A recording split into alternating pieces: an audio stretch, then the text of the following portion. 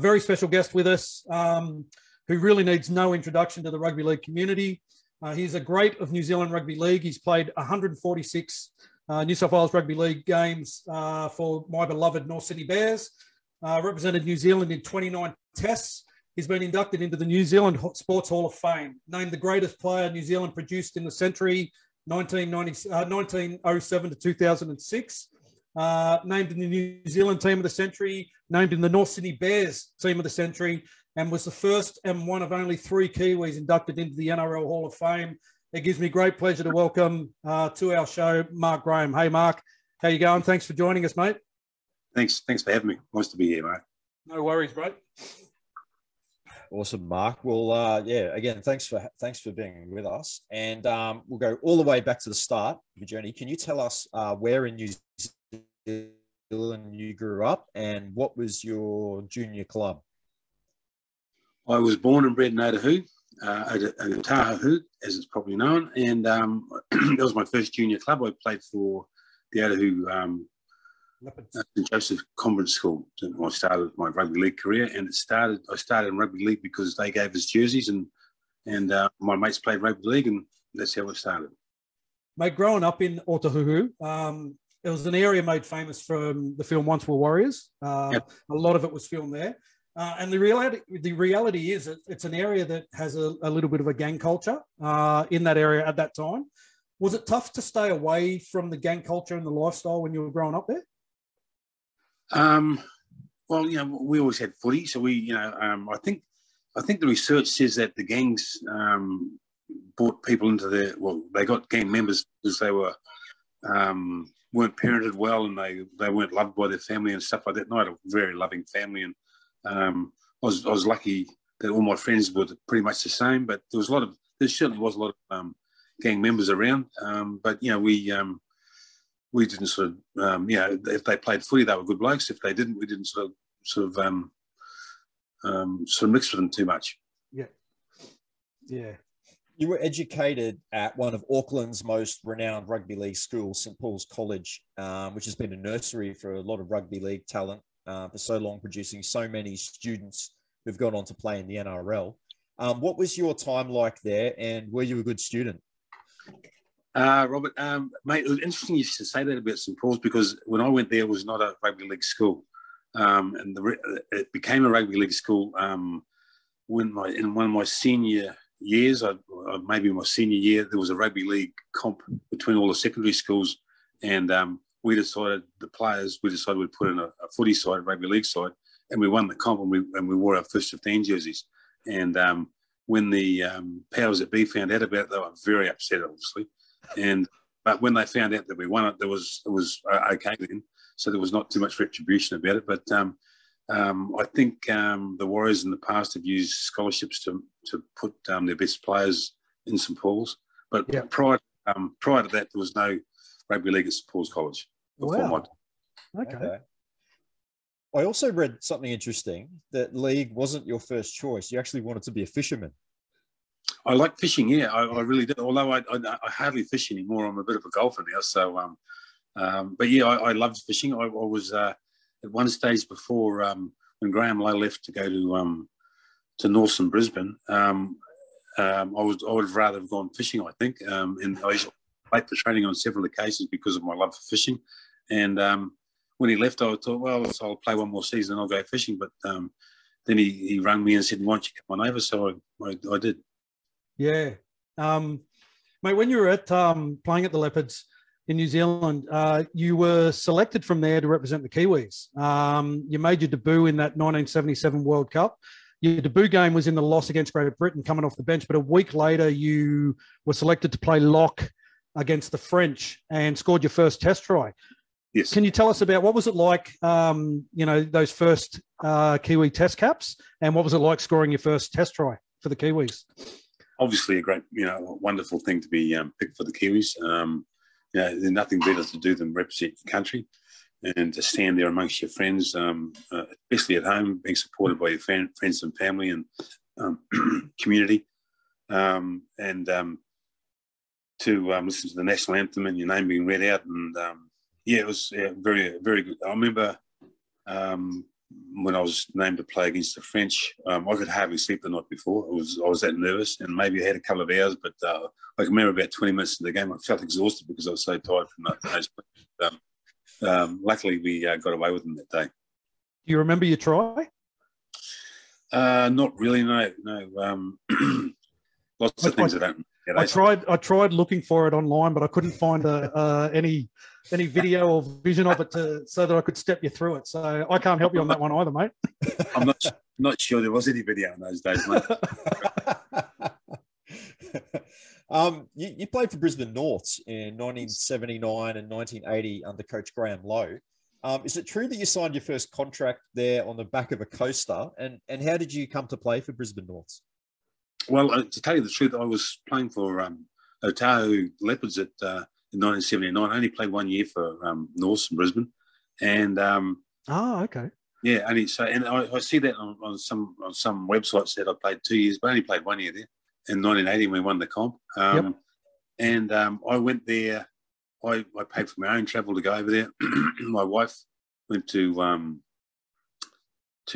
Sydney to live with her mother. Luke was my eldest son at that stage. He'd been born in November, so I left in January to go over to play, and I couldn't get a clearance from the New Zealand Rugby League, so I couldn't train with the northern suburb side, the Devils, and so it was quite a difficult period of time. I stayed with Graham Lowe, and finally, after I think we had a trial game against Valleys, in a really hot day with a storm, and the rain came down. It was that hot, the ground was steaming, and it was a very difficult time, obviously. And I hadn't done much training, and it was a very violent game because I made it that way because I needed to get off because I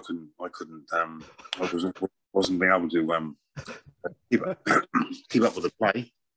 So I decided to belt a few blokes to see if we could settle them down, and it turned into a pretty roughhouse match, which I was quite used to, so I was sort of playing up my alley. So, and then after they wanted to sign me, so they signed me on the back of a coaster. So that's true. Yes, that is true. Yeah, that's true. Okay. Did you find the level of rugby league in Australia much different to NZ back then? We, Otahuhu Leopards, we were a top side. We'd beaten.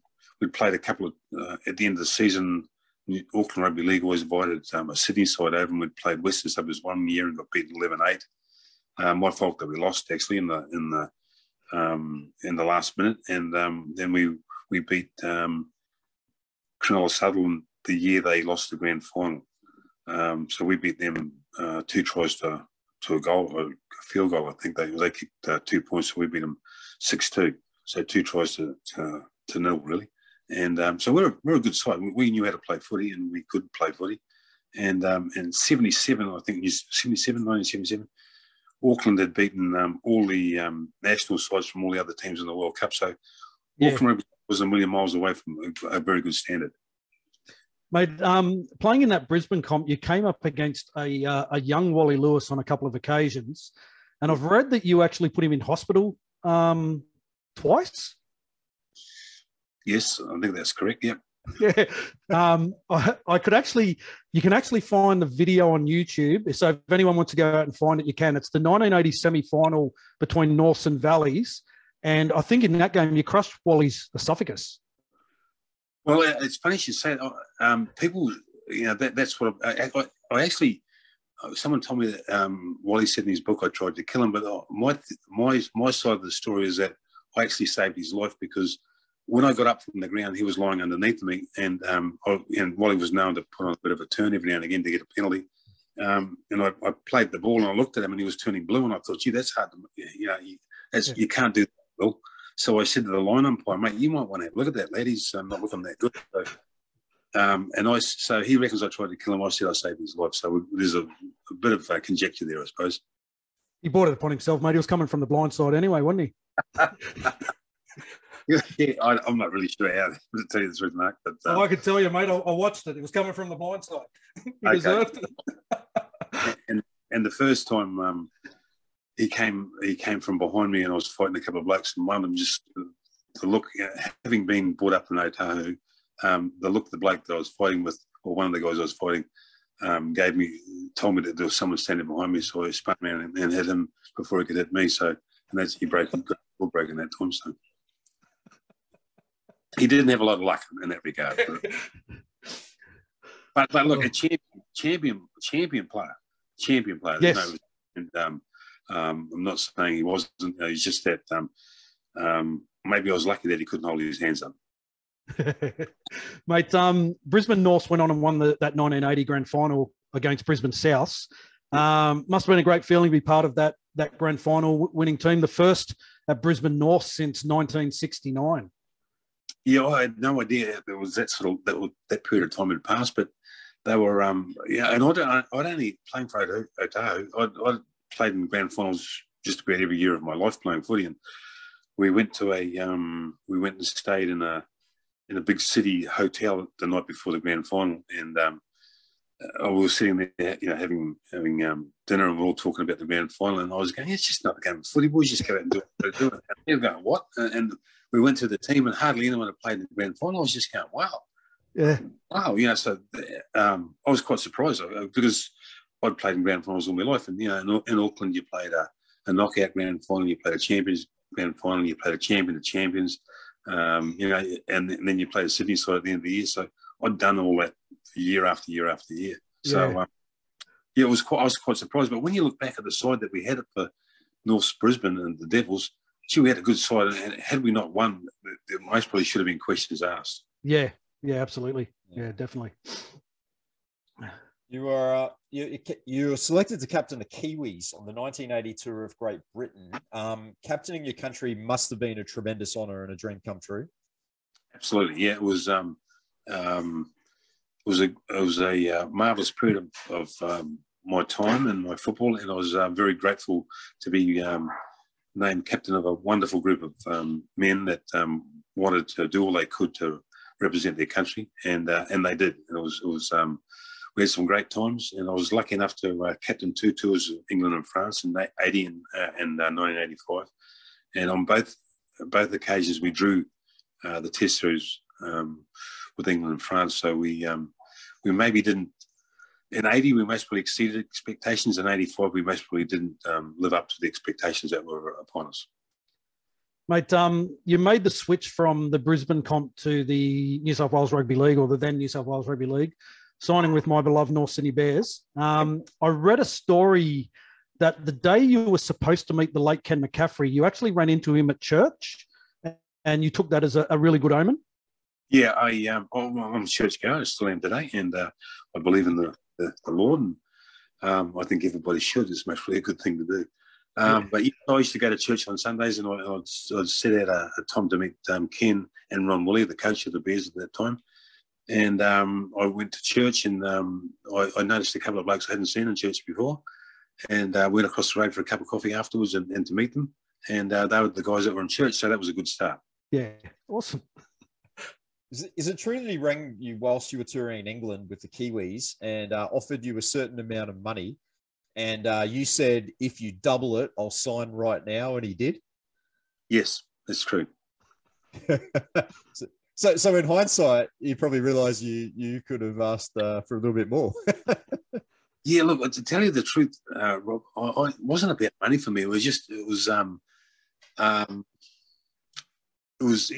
a test of your character, your playing ability, and how far you could go. And I realised it was a brutal game, and it could finish at any moment. So, but the trick was to do the best you could while you could. So, I'm not sure why I did that, but it was just to see if I could, I suppose.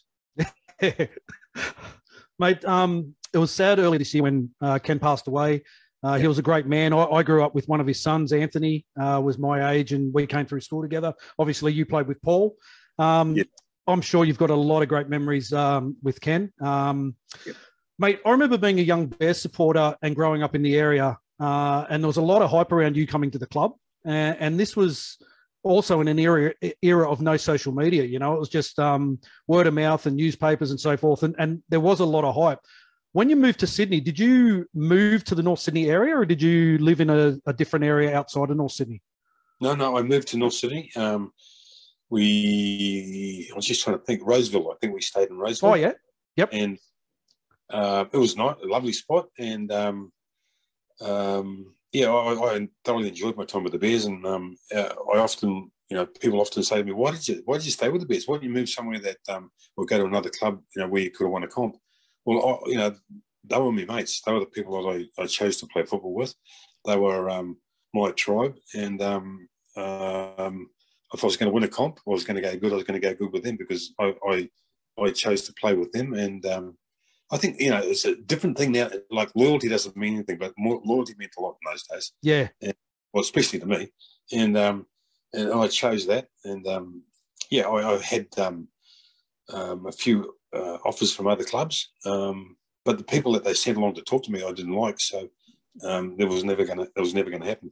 Yeah, I think if you had a sign for Manly, we would have been devastated, mate. With that rivalry that we have with them. I did actually go to lunch with Bobby Fulton one day and a few of the other execs from the club. And are you there? Yeah. I think his camera's just gone off. That's all. Oh. Yeah, get off the screen. That's all. Yeah, no, I did go to lunch with them, and I actually made an excuse to leave early because they were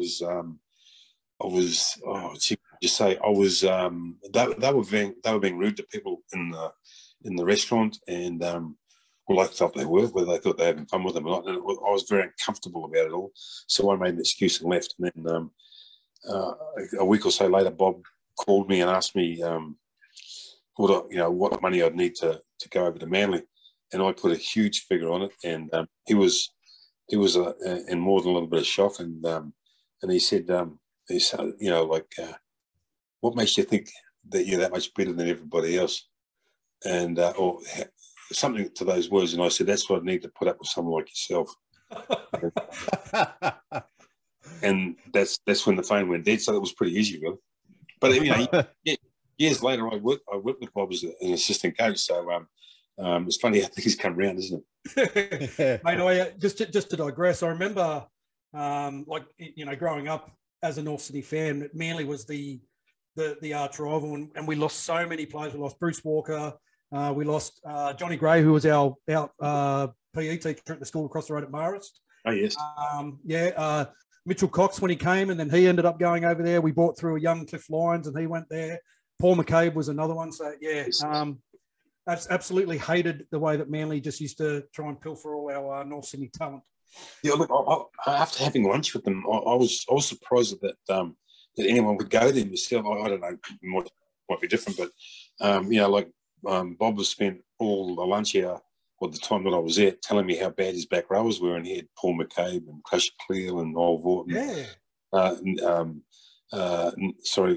Crush Cleal, Paul Vorton. Yep. Gold Walker at that stage, Ray Brown, and I was just going, well, like these are all internationals at that stage. They're all test players for Australia.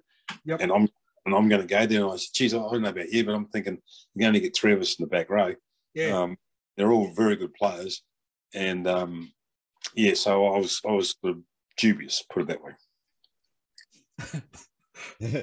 You play your first game for the Bears in 1981, round 1, and it's a 22-7 victory over South Sydney at Redfern Oval. Do you remember much about that game? Very little, if anything. That's a long time. Fair enough. It is a long time ago. A lot of head clashes and a lot of stitches and scars and loss of teeth and all sorts in the meantime. So, but I'm very pleased to hear that we won. Okay, well, I'll go on to the next one then, see if you can remember this. You scored 29 tries playing for the Bears. And nearly everyone remembers their first try. Now, looking at the look on your face, do you remember your first try for the Bears? No, I'm afraid not. No, I could have no idea. I suppose probably that, if I hazard a guess, it would most probably be running off Johnny Gray. It probably was, and it was in that same game against South. So it was in your first game for the Bears. Yeah, okay. Absolutely. Do you remember your first? Johnny Gray was one of the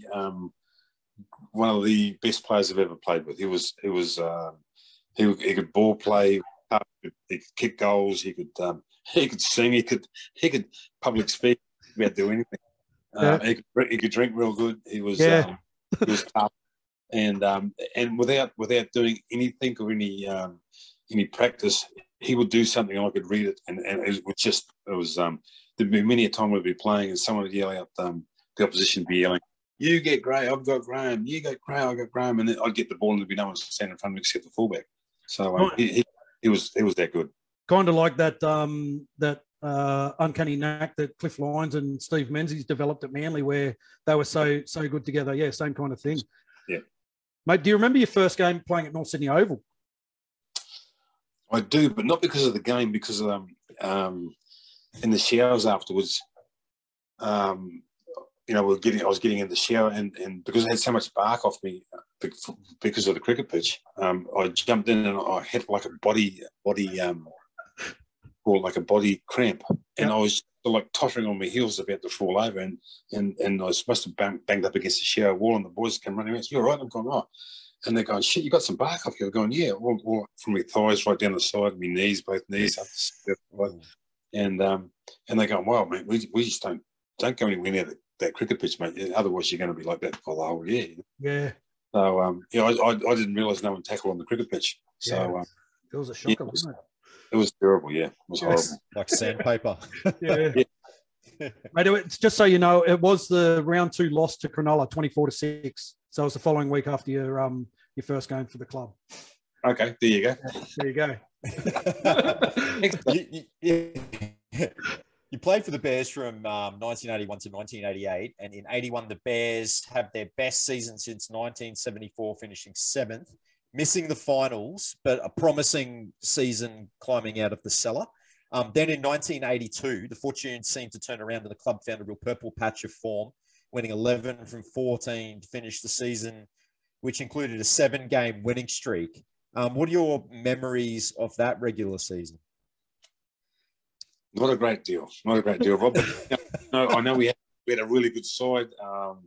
We had tough, uncompromising forwards. We had great skill on the back line and speed. And Riley Willie was a great coach, and everyone enjoyed their time. Yeah, he was. We finished 3rd that year in 82, and we qualified for the finals, which is the first time that the Bears had qualified for the finals since 1965. Do you remember much about the final series? Because we came up against Manly in the first game in the finals, and then we played the Roosters. Now, the Manly game was a kind of I think we ended up losing that 22-3 or something like that, because back in the day it was still 3-point tries. Okay. And then the Roosters game, we only lost by 2 points. We lost 12-10 in that semi-final. Do you remember much about that time or those games? I remember one thing from the Manly game, and that was Keith Harris Crash, as we commonly called him. And him and I decided we a really good second row from Manly. He charged onto the ball, and I hit him from one side and Crash hit him from the other. And we hit him that hard that we left him standing up, and the shockwave went through him and knocked us both to the ground. He scored out of the stick. So wasn't that Terry Randall? Terry Randall, that's him. Yeah. And we both hit him that we fought. We knocked one another off the tackle, and he just sort of fell over the try line. So that was a bad mistake by us. And we had a big blue against the Roosters. Yep. And I got king hit by someone from us. I think it was a big Terry Fay. He king hit me, and I think my ear bled for about 3 weeks. Yeah. So every morning I wake up, my inner ear would have stuck my head to the pillow. So that was a little bit of a problem. But we sort of, I think the first game we were a bit overcome by it. In the second game we did pretty well actually, but we just didn't manage to get away with it. Yeah, Manly were pretty red hot in '82 too when we came up against them. Yes, like Phil Blake had just come on the scene, and I think Michael Blake scored 2 tries in that game as well. So okay, yeah. Well, when we used to play Manly with they'd say where we're going to kick off, and I'd say we'll kick it down next to where Phil is. So he'd catch the ball and he'd pass it to a big forward coming off the line, and we'd run it and head high at the forward. Yeah. And Phil would just look at the blood had drained from his face, and we'd be yelling at him. That's going to happen. And he'd be very quiet for most of the day. After the success of that 1982 season, there was some pressure on the club now to repeat the effort and continue that type of form. then the 83 and 84 seasons for yourself must have been frustrating because you only played 13 and 12 games respectively. Was that due to injuries? Yes, yeah, I can't remember what they were now, to tell you the truth. I know I pulled a quad muscle, and that was that held me for a long time. That got me. That was a big problem. Oh, and I did my shoulder, which I had repaired recently. Actually, I had a shoulder reversal. So and that I played for about 3 weeks with it busted, it dislocated, and then they finally put it back in, and I had a couple of weeks, 3 or 4 weeks off, and then I came back and played the rest of the season with a busted shoulder. As you do. Yeah. Yeah. Mate, in 85, you managed to play 18 games for the club, and we start to climb our way back up the ladder. But there's a period in the season where you actually sit out a handful of games due to what the club described as a contract dispute. But during my extensive research, I came across an article where you were particularly unhappy with the appointment of a bush coach who was out of the game for 10 years to coach our first grade side. Is that pretty close to the mark? Yeah, pretty close. Yeah, I mean, and I'm not blaming the coach. I'm just blaming the people that put him in charge, obviously. Yeah. He was a nice enough bloke, and God rest his soul, he's passed. And I'm not going to speak ill of him, but he was out of his depth, and it wasn't his fault he got the job. He just put his hand up like anyone would, and our administration decided to give him the gig, and so he just did what anyone else did. And we'd be having a run with the ball and doing some ball work, and he'd be going, "Wait, what did you kick that for?" Because you've only got 6 tackles, mate. You got to kick it now, otherwise. Oh, no, right. And I was just, wow, this is first grade Sydney football. Like, this is big time, and I'm just like, wow. So so that with me that didn't go well. And if I had a problem with somebody, they weren't the last person to know about it. Let me tell you. So and that's why I retired then, because I'd go into half time and like in England, and the coach would come in and say something. I'd go, "Mate, are you even watching the game?" So, and I'd spend half time giving it to him. So that wasn't much good either. So that's why I retired in the end. Yep. Wow. Yeah. On the 18th of June in 1985, you captained the Kiwis in a test that becomes infamous for the Kevin Tamati, Greg Dowling brawl. Yes. You were playing brilliantly at that game before you got deliberately taken out by a Crusher Cleal high shot, which is what started all that rubbish. Yep. What do you remember about that game and those 2 incidents? Not a lot, although I have seen it on television. I've seen it on tape. It was black and white, obviously, because I didn't know it was that long ago. But I thought it was Blocker Roach and Crusher. Both gave it to me. I had my back turned, and they gave it to me. And it was quite interesting. I had the sound on, and I wanted to hear what the commentators of the day said, and they just said, "Oh, Graham's dropped the ball." Yeah. They didn't say anything about saying anything not stupid or anything like that. So, I said to the next day I was talking to the reporters. We had some sort of meeting, and the reporters were saying, "Oh, you put up a couple of bombs." I went, "No, mate." And they went, "No, you put some bombs up." I was going, I said, "No, I didn't." They said, "Mate, you want to have a look at the video of the game?" So I did, and there's me putting bombs up. And anyway, I said, "Well, I can't recall any of that." So I said to the guy that got me off the ground, their physio, I said, "Mate, what happened?" He said, "Mate, I got you up, and I just got you going, and I just told you, keep going, son." And so I just got up and carried on playing. He said, "You're playing from memory completely because you were completely concussed." And at half time, you thought you were still playing, so we just had you in the corner. And then they went out in the park, and apparently I was just standing there after half time, just standing on halfway. So that's when they took me off. But from my understanding, the brawl happened because Graham got into our forwards, in particular Kevin, about how nothing happened to anyone that did that to me. So Graham actually lit the fuse and let KT go with Greg Dowling. KT was an ex-street fighter too, wasn't he? He did a bit of boxing back in New Zealand. Yeah, good boxer. Yeah, he was a very good boxer. Yeah. Yeah, probably the best guy to be taking on Greg Dowling too.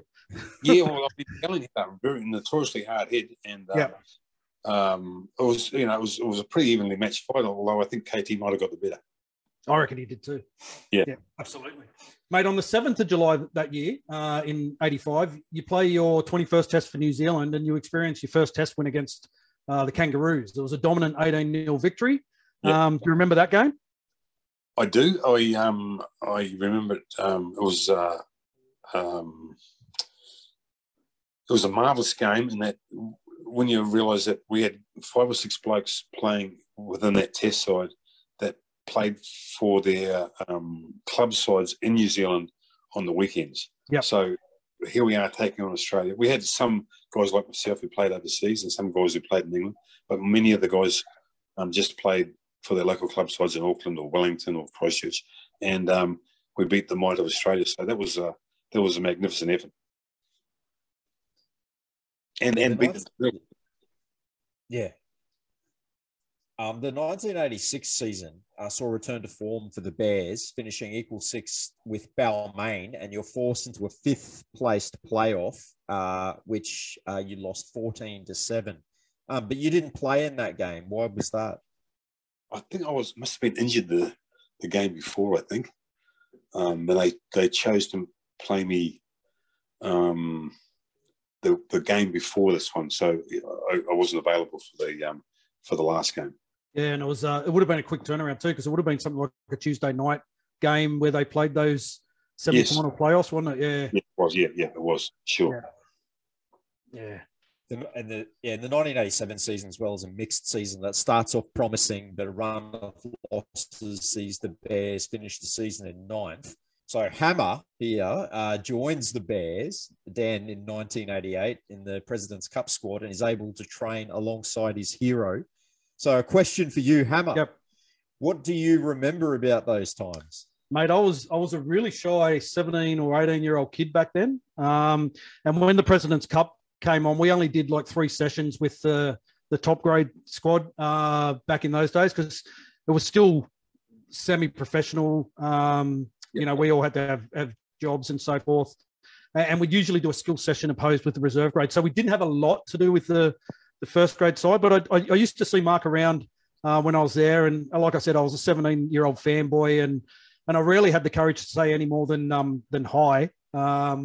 But you'd remember, Mark, those days they'd send us on those big runs. There was a run that we'd do from North Sydney Oval across the Harbour Bridge and then back again, which was a tough one. But there was that one that they used to have us run from North Sydney down to Balmoral, and then we'd have to run up that steep Awarba Street hill, which was an absolute killer. Do you remember those days, mate?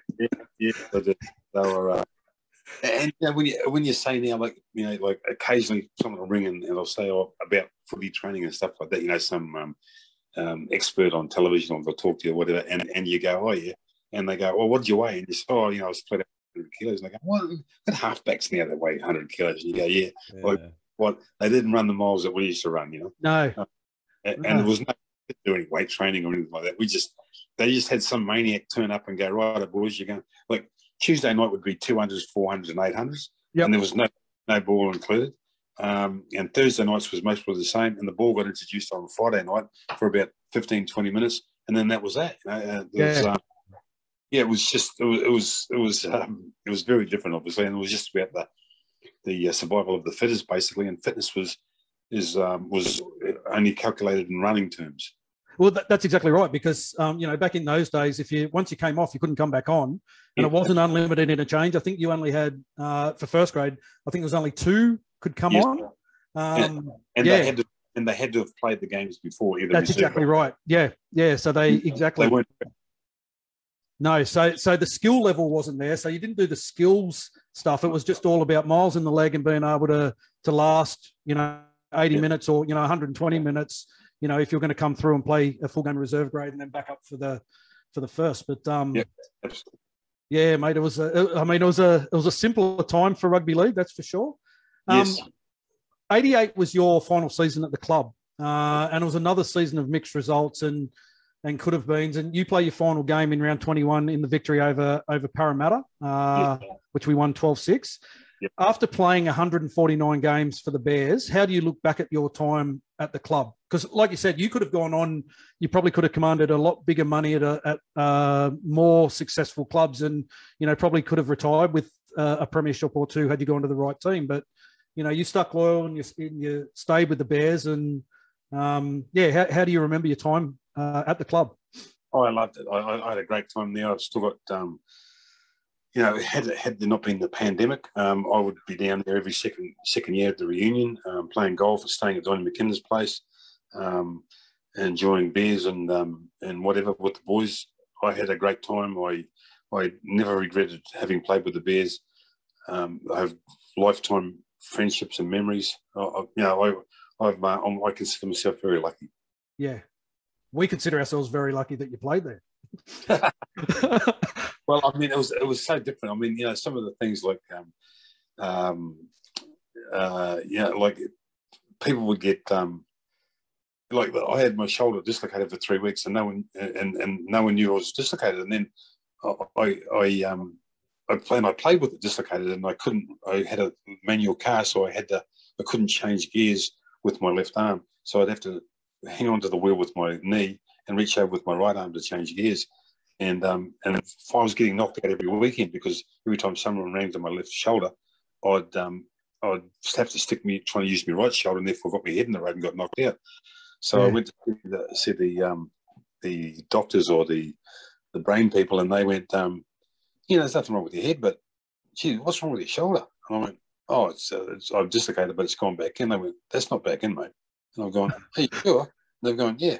So physio records is back in. This one, your physio is wrong. Come here and we'll put it back in for you. So they did. And I went, whoa, oh, there you go. And I could move it straight away. I said, oh, there you go. So I'd played 3 games with it where I couldn't raise my arm. Man, so, yeah. Mate, I can remember, like, my memories are being a young kid, and I played junior footy. I played for the Brothers Club.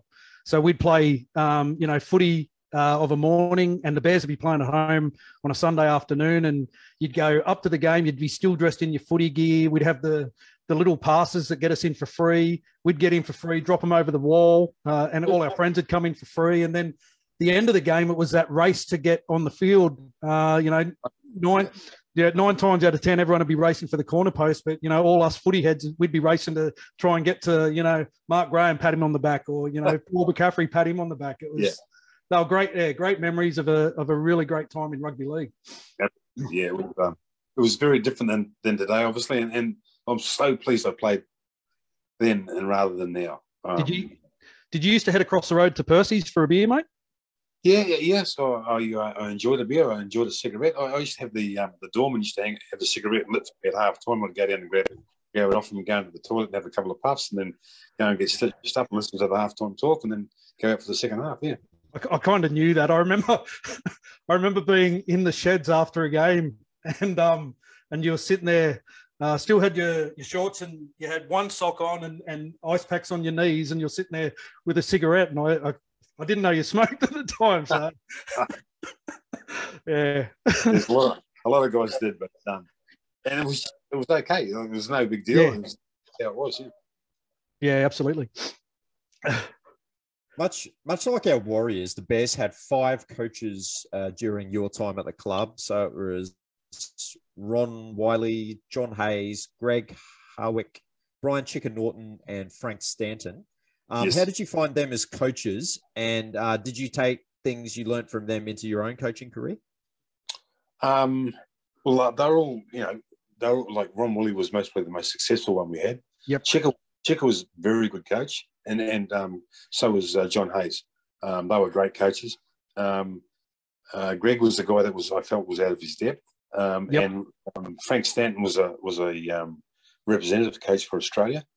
And it's quite funny. They called him Cranky Frankie. So he would just explode. He'd walk in at halftime, and the first time we did it, he's walked in and he's lifted the roof, and we're all just sitting there in shock.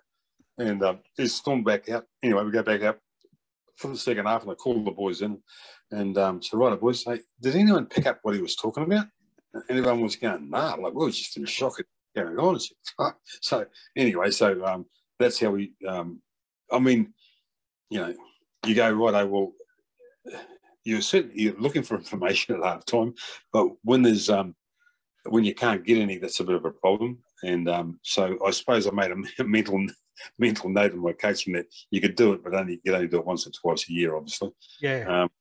But you know, I was lucky enough to, when I went to the coaching side of things, I was an assistant to the great Graham Lowe, and then the great Bolton, and then I went back to Norths for a couple of years. Yep. And a good coach too. I can't think of his bloody name offhand. Was it Peter Louis that was there when you were there? Louis. Yeah. Peter Louis. And then when I went up to Cowboys, and I had a couple of years up there. So I had 7 years as an assistant coach. So by the time I got the first grade with the Warriors, I'd had plenty of experience. I'd seen, I'd coached with plenty of coaches that knew what they were talking about. So I was very confident. In fact, I was that confident, as I said to them, you know, if I didn't get the boys to the semis in the first 2 years, that I'd resign, which I didn't. So I resigned. But yeah, that's just how it is. And then I went on to coach rugby union.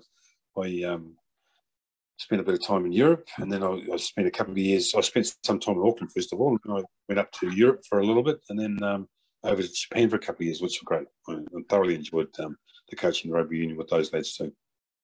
Before you got into coaching, though, you finished your career in England playing for Wakefield Trinity. You originally signed on for 3 seasons, but you leave after only a short 14-game stint. You indicated before, you know, that you retired whilst you were over there.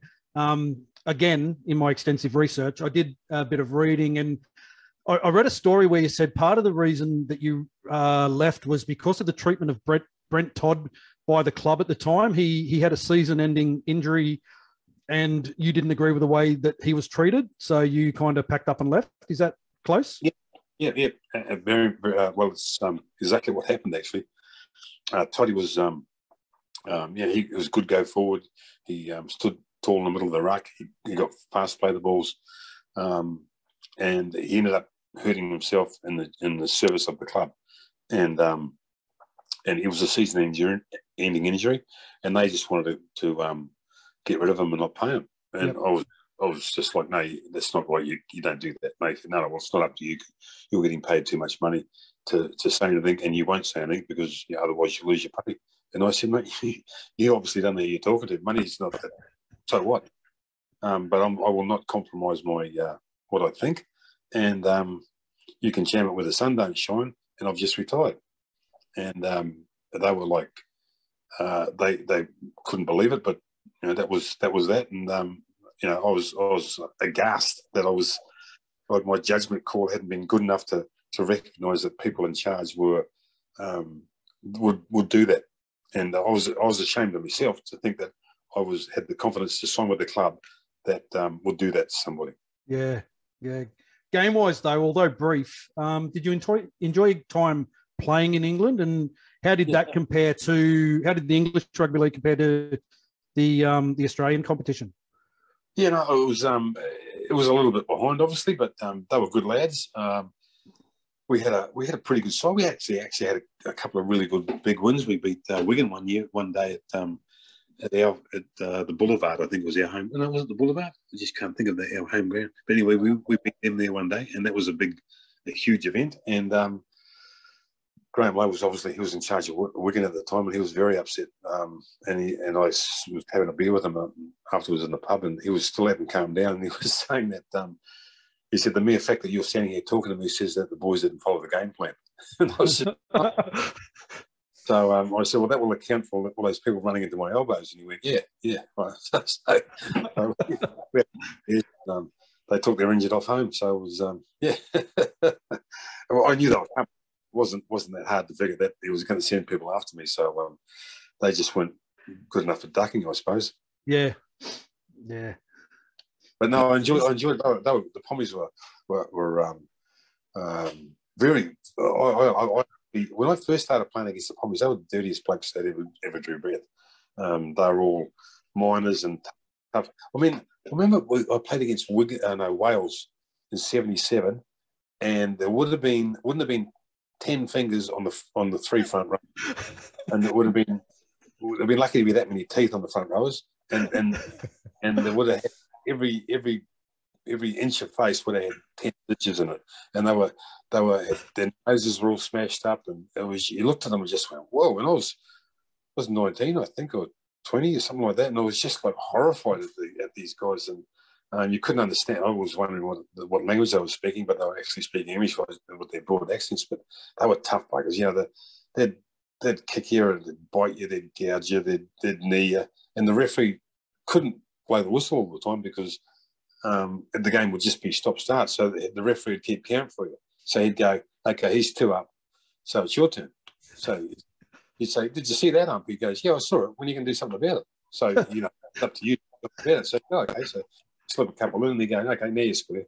And so he didn't penalise. It was just if they maybe got 3 or 4-0 up, he'd start blowing the whistle in. You know, so, wow. Yeah. It was very different. You know, like absolutely. Yeah. Started the game, you'd go, right, boys, first 20 minutes, the referee just put the whistle away and you'd have a sorting out period. And then after that, you went back to playing footy. Yeah. You finished your 29 Kiwis test career playing in the 88 World Cup, and you had wins over PNG and England. But unfortunately, the Kiwis go down 25-12 to the Kangaroos in the final. But how do you look back on your Kiwis career? Yeah, look, I had a great time. I was very fortunate. Obviously, I played with some marvelous players, and I travelled the world with Kiwis, I suppose, and I was very fortunate. I consider myself to be one of the very luckiest people that ever drew breath. Yeah, mate. You said earlier you returned, like you went through coaching, and you returned to North Sydney to coach under Peter Louis in '94 and '95. What was it like returning to the club in that capacity? Yeah, it was good. I coached the 21s, I believe, in the first year, and reserve grade the next year. I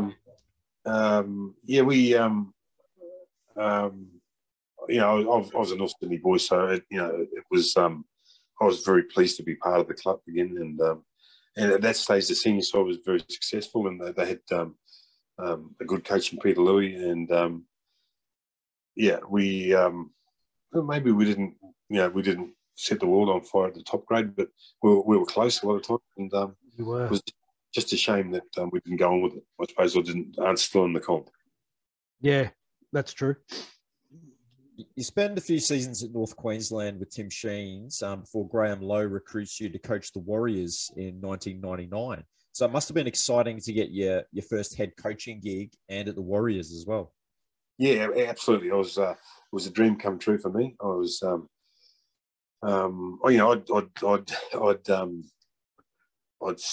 left the job at the Cowboys, and I'd gone to the Warriors, and hadn't even discussed a contract or anything. I was there in Auckland ready to go, and the board had a meeting, and they said, we're going to pay you this. I went, what? I said, I was earning more than the Cowboys. Are you kidding me? And so we had a little bit of a falling out over that, and but I was very pleased to get a start there, and it was quite difficult in the fact that there was the previous coach. He was also the manager of a lot of the players for the Warriors. So he was the coach and manager for lots of the players, and he was also the New Zealand coach. And I had no idea about that, so I was a bit naive, I suppose, and so I just thought everyone would be. In those days, it was an 18-team comp, and the year before, and the year that in '99, they'd taken 2 teams out, so she went back to 16 teams. Yep. And so they'd come second last in that, I think, in about that period of time, the year before I took over, and then a lot of the senior guys, they wanted out. They weren't going to be. They didn't have Frank there anymore, or they didn't have their coach there. I don't know what was going on, but they wanted out. I said, yeah, sure, no worries. Like if don't want to be part of this, that's good. So almost daily, someone would come into my office and go, mate, I'd like to be released. I'd just go, mate, if you don't want to be here, that's good. You go see the CEO on the way out, mate. Thanks very much. See you later. And that was fine. So all of a sudden, I had a lot less playing staff, a lot less experience, and internationals at that, and we went on that season. I think we did pretty well. We lost about 6 games by 1 point, and we ended up coming maybe 11th in a 16-team comp or something like that. Yeah. 10th. Yep. And the year before, they'd come 17th and 18th-team comp with all their stars. So it was a wonderful thing because I was just giving blokes chances. I just look at them and go, yeah, he can play. We'll put him in. And I can remember on several occasions, the runner would message me during a game, so-and-so's exhausted. He can't go on. I said, the game's 7 minutes old. I do not have a replacement for him. He's going to have to. So, and once they got used to it, they were great. And some of the guys that I was lucky enough to blood in first grade, they went on to be champion players for the club and good blokes and all the right things. And it was just it was a period of time where I was although we weren't successful. I mean the year 2000 when we were at the not the right end of the table, shall we say? Yep. At the start of the year, before the start of the year, Stacey Jones, who played for New Zealand side against Tonga at Carlo Park, and badly broke his wrist, and that's right. hardly played all year. And it was quite surprising that he even played, actually, because Frank was looking at the Paul brothers as a 5'8", 7 combination, and he played Stacey instead, and Stacey badly broke his wrist, so he never recovered. He played about 6 games or 7 games, maybe bugger all games that year anyway. And then John Simons, who was our 5'8" and captain, I think both of them might have played 12 games together. So out of a possible, say, 6 games, maybe 6 games together for the whole year. So out of a possible 12 points of both of them playing together, ended up getting about 10 points from those games. So, and then just before the season started, Matthew Ridge decided he wasn't going to play anymore. So, and Sid Uru had retired the year before. So, there's your spine just decimated. And it was a tough year. It was a tough year, but, what happens when it's a tough year? Tough people stand up, and we managed to give a lot of young fellas a chance, and some of them went on with the job. And I still communicate with a lot of those guys. I've spoken at benefit dinners for Armin Gutenbiel and the likes, and I think back on my time at the Warriors with great affection, and I'm very pleased to have been part of the club. Mate, I'll go back to that 99 season. So in the 31-year history of the club, we haven't really managed to win many first-round games. Your first game as an NRL coach was a 26-16 win against the Roosters in round 1. That must have felt good to get off the bat in your first, get off the mark in your first coaching gig. Yeah, I think from memory, Mark, that might have been an overtime win or last pitch win too. It could have been, yeah.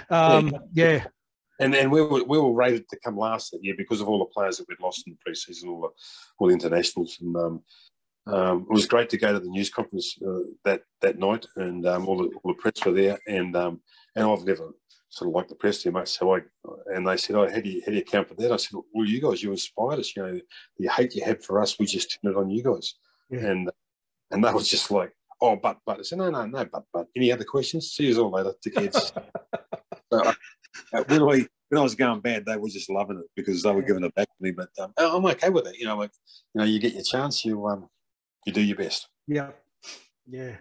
In that 1999 season, we ended up having a very good team by the end of the year because we made some really good mid-season pickups. And you mentioned John Simon and Robbie Mears. They were 2 fantastic pickups that really led to that successful period we had towards the end of that year where we went on a bit of a winning streak. So we had, they got John Simon, Robbie Mears, and Jason Deeth as well, who was a very experienced player, great player, one of my favourite Warriors of all time. And then you add them alongside the Warriors' usual, like Stacey Jones, the Vanganars, Logan Swano, and Gutenbiel, etc. So you made some very good pickups that year. Yes, yeah, absolutely. Yeah. But mind you, we needed to too. There was times there in the following year when I would just go, there's no one we can pick in the side. We're going to have to go to, get in touch with some clubs overseas in Australia and bring someone over on the Friday. We'd have a training session with them on Friday and go out and play on the weekend. And occasionally we would win those games. It was quite remarkable.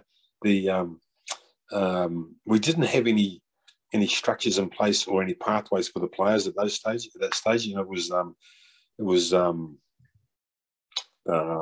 all the good players seemed to be bought and sold by their managers before the Warriors got to have a look at them. So it was quite disappointing. In fact, when I was at the Warriors there, we'd go to schools that were Warriors schools and that sort of thing, and the guy that sometimes the coaches for those schools would be Penrith scouts, or the commandant for the commandant for the secondary school.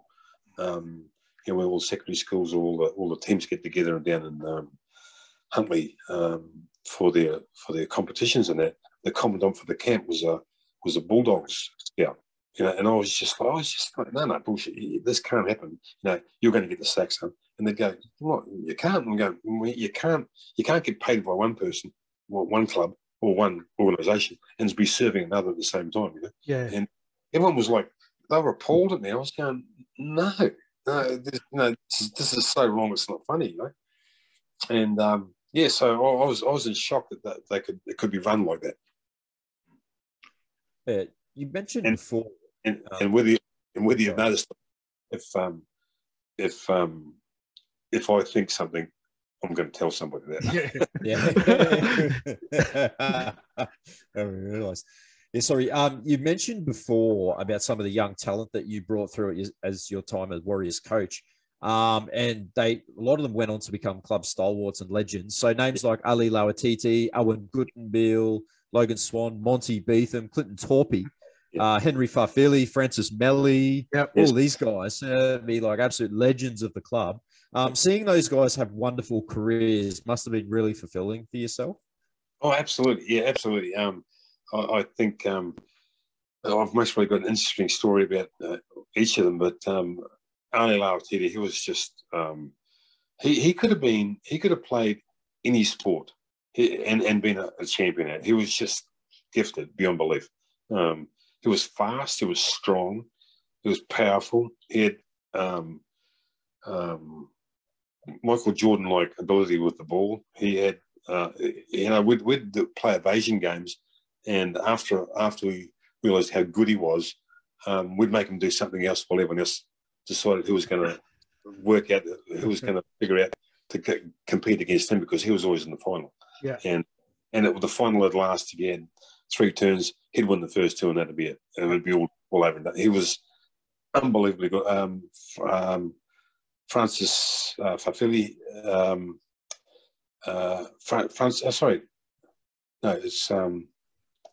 Is it Farfili? What's his first name? Henry Farfili. Yeah, that's right, Francis. We were doing a because I brought a lot of stuff with me from all the other coaching I'd done, and we were doing a like a fitness sort of thing one day, and it was a new one to the boys, and he finished, and everyone else was still doing it, and I said to the coach running it, I said, mate, did he do it all? He went, yeah. And I said, what was his time? He told me. I said, mate, that's unbelievable. So I said, we're going to say he's the winner for the day, but we're going to do this again in a couple of days' time just to make sure he was done right. And he did a time that was that much better than every other player that I'd ever been in grade football with. That he was like a seasoned internationals in Australia level and top players, and he beat them by 2 or 3 minutes. And he hadn't played first grade game at this stage. And so that's remarkable, just unbelievable. Clinton Torpey, his previous coach of his came to me and came to my office and said, mate, this kid can play, you can do this, you can do that. He's marvellous. So, yeah, right, mate. So I took him on and we had a look at him. And I remember one day we were doing a video review and the lights came on and he was asleep. So I said, that's not a very good thing. So what we're going to do is you're going to do 1,000 push-ups and 1,000 sit-ups, and we're going to sit here and watch it. And you want to hurry up because these boys are wanting to go home. So he was very exhausted and learned never to go to sleep in a video review again. But the first time he played for us, I think we lost the game. Very bad refereeing decision, but we lost the game. And we're in Cronulla. The next week, he turns up at training and he's late. And it used to be, I used to fine them $10 a minute for being late. And these lads went on a lot. And he said he was late because the police had been in his house and they wouldn't let him go until he'd answered some questions, blah, blah, blah. And I asked him, and he said, they said I robbed a bottle on the weekend. I said, you were with me in Cronulla on the weekend. He went, yeah, I know. I tried to tell him that. And I said, did you get a card from the police officer? He said, yeah. I said, give me the card. Mate, yeah, the fine you won't have to pay the fine. Go out and go to training. So I rang the cop up and just burned him and just said, you know, and gave it to him. So he was never bothered again. But apparently somebody he knew borrowed his car and robbed a bottle down the road. Wow. And they took the rego and it was registration to him. So they went round to arrest him, but it wasn't him. So yeah, it was and now he's really highly successful. I think from he's living in the Gold Coast. He's a mate of. He is. Yeah, we've chatted to him. Yeah. Champion bloke. Yeah. What a marvelous athlete and a great. Yeah. And yeah, I'd like to think I had something to do with his success. Yeah, for sure. Yeah, absolutely. Yeah, definitely.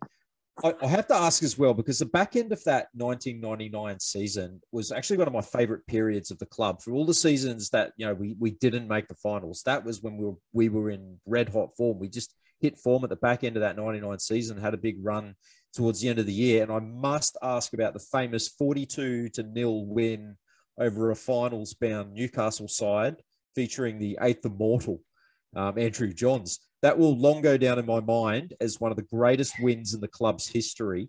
You must have been a very proud coach on that night. Yes, look, they, you know, the thing that really impressed me about them is they could play footy. And I look at sides nowadays and just wonder what they do at training because they can't play footy. Wow, you know, like, all my guys had evasion. They all could draw and pass. They could catch high balls, low balls, in between. You know, we worked extensively on skills and learning to understand one another in different situations. And whilst we didn't feature in the finals when I had them, geez, they could play footy. And like with 20 minutes to go and we were 20 points down, we all knew that we could still win the game and most probably win by 10 or 15 points. You know, we were never out of a game. I remember we played Canberra one day and we were down by 20 at half time and we ended up winning by 32-30. Yeah. Was it? Yeah. Yes, 32-30. Yeah, I remember it. and at half full time I walked out in the field and saw Mel and he was just in shock and I said, yeah, mate. I said, it's most probably don't be too bad, don't feel too bad because we can do that to most sides in the comp. So but you know, it was never over. And now sometimes I look at them and just go, when are they going to play footy? When are they going to support the bloke with the ball? Where's that short ball? Where's the long ball? You know, and that's what worries me. I look at footy now and the four best sides in the comp can score from any part on the footy field. And everyone else is talking about completions and kicking to the corners. But the good side's looking for opportunities to score tries. Yep. Yeah, absolutely. Mate, the 2000 season starts again with a round one victory. You're the only coach in the club's history that's won all your round one games as coach. But the season, again, is a difficult one for the club, highlighted by the club's biggest loss midway through the season to the Dragons, which was 54-0. You managed to win your last game as coach of the club, a 32-22 final round victory against the Northern Eagles. How do you look back on your time as coach of the club? I cherished it. It was not always a great time, but we tried hard. We had good people. You know, if any side had lost their, you know, and for whatever you think of Matthew Ritchie, was a great competitor. Lost their fullback, their 6 and 7 in a year, and didn't perform badly. That wouldn't be. I think maybe the Roosters this year, the only side that I can recall ever doing that. But yeah, we there was some not so good times there, but yep. I enjoyed my time there. It was a real learning curve, and maybe I'd have done a few things differently had I had that time again. But I was proud of the effort I put in. I worked night and day, and I enjoyed myself. I made some long life friends, and I'm lucky like you guys are. I run into people I haven't seen for 10 or 15 years, and it's just like I saw them yesterday. Yeah, things just start again. So I've been more than fortunate. As we said, you had the 2 years coaching the Warriors, 99 and 2000, and it was a real period of off-field drama with the ownership of the club as well. How much did the off-field stuff affect you? Because coaching in itself is a tough gig without the added outside noise. Yep. It was difficult. At some stages there, the senior players were taken into board meetings and asked about my coaching ability and stuff like that. And I had no idea that this was happening until one of the players came to me and said, "Mate, I've just been to a board meeting. I was summoned to a board meeting, and they were just trying to slag you the whole time." I was going, "Whoa, really?" So, I'd get straight on the phone to whoever was concerned, and we'd have our discussion. And it was difficult. It was very difficult, obviously. But I suppose they had their worries too. But maybe they didn't go about it in the right way, as far as I was concerned, anyway. But to them, they might have thought differently. But times were tough. But tough times don't last. Tough people do. Yeah, absolutely. Yeah, definitely. And as you kind of alluded to there, when the ownership of the club changed at the end of 2000, the new owners wanted to redo contracts, and that didn't sit well with you. How do you remember that time period where it was changing over of the ownership?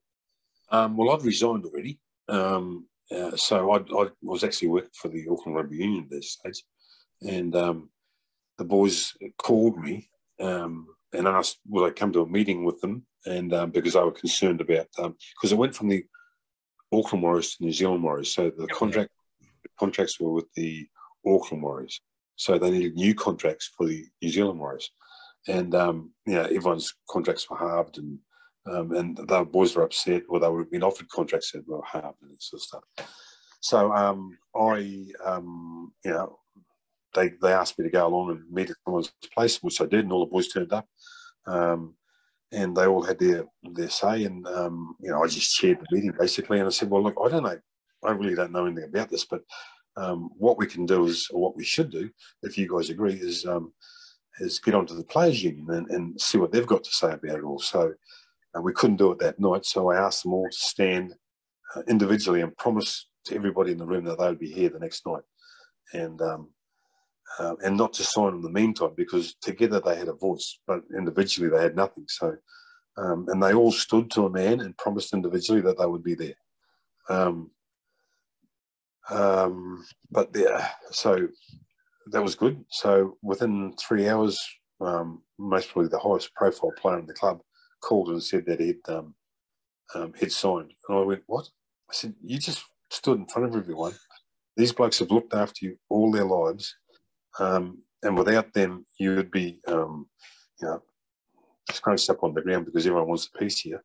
And you've just let everyone down. How do you justify that?" He said, I had to look after my family." And I said, "Mate, I know that the Roosters offered you more money than you're on the Warriors now, a day ago. And here you are, having promised the boys that you wouldn't sign. You've just signed within 3 hours of having said that. Mate, if you were standing in front of me right now, I would knock you out cold, and I'd give you a kick while you're lying there." And and actually, I was playing golf, maybe a couple of months later, and I saw him, and I'd forgotten what I'd said. Obviously, and I yelled out, "G'day, mate!" And he saw me and ran for his life. So the threat must have obviously bothered him a great deal. But I was in shock. Had that, like, I'm a union man. I've always been a union delo. My last job, which I've retired from now, I was a senior delo on site. And mate, if I'd be very unhappy, to say the least, if someone had done stuff like that. They'd promised they would. You just don't do that. That is And rugby league is built on the backs of the working class man. And, your word is your bond. If you've got nothing else, you've got your... I said I'd resign if I didn't make excuses that I didn't have a 6 and 7 and a 1 anymore. I just went, well, I said it, I'm going to cop it. That's how it is. That's life. And, I was in shock, and I was, it was like they were building a side on the back of lies, and you can't be successful doing that, I'm afraid. Yeah, no, that's fair enough. And I have kind of heard that story going around. So it's great that you've confirmed that for definitely. Us. Mate, post rugby league, as I said when I introduced you at the beginning of the show, you've been named in many great teams and won many awards, and inducted in the New Zealand Sports Hall of Fame, named as the greatest player New Zealand's produced in the century from 1907 to 2006. New Zealand team of the century, the North Sydney Bears team of the century, the North Devils all-time greatest team, and the NRL Hall of Fame. And the Otahuhu one. And the what? Otahuhu. That's some accolades. How do they sit with you? Like, is that? It's kind of surreal, isn't it? To tell you the truth, mate. Like that's. How do you do that? How do you pick it? Like I played under the 6 tackle rule in 5 metres, and all of a sudden we're comparing people, unlimited tackles. You got. The rules changes. I mean, I'm over the moon that's happened, and I pinch myself every day when I think about it that I could be thought about in those terms. But I suppose it's everyone's allowed an opinion, and a lot of people that obviously like me had an opinion that was voiced, and I got lucky. But gee, there could have had any amount of people, at least another half dozen people that could have got the same accolades. So I consider myself again. I was an ordinary player that tried hard and did my best. And my biggest thing was making sure that I didn't let anyone down. That's what I felt. And it didn't always translate to winning games of footy, but it meant that the people I played with knew that I was giving my all, and that's all that you can do. It was the work ethic. And you inspired a generation of footy players, not just in New Zealand but in Australia as well. It was wonderful to watch you play, mate. I must say, and to be quite honest, you were the reason that I got serious about rugby league. It was just a sport that I played, when I was a lot younger. But once I hit high school in 81, 82, it became like a religion, a passion for me. So good on you, yeah. And as it was to myself too. I was lucky enough to be born into a family that was, believers in the good Lord and loved me no end and sent me to good schools, and I had great friends. And Otahuhu Rugby League Club was down the road, Otahuhu, I should say. I was very fortunate in that I was brought up in the area and had great mates. And in our third grade side for Otahuhu, I should say. We had Gary Prone. Stan Napa, Owen Wright. I'm just trying to think. We had Graham Lowe was our player coach. Yep. Out of that one side, we had most probably half of it represent Auckland at some stage, and that's a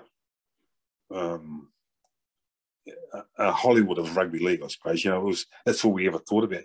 And when we would sit in the club and we'd talk about how tough people were, and these people would be sitting at the next table, and the things they've done, and you sort of, okay, so that's tough. Okay, so when you had your opportunity to show how tough you were, you realised that you said right, and I had lots of fights, but I don't know if I won too many of them. But I was very willing, and if I got a head start, there was no chance that you were going to have a win. So it was just how it was, and that's those. And now I told some stories at a dinner table the other week, and my family were horrified that that's what happened, and I was in shock that they thought that they were horrified. I was just going, wow.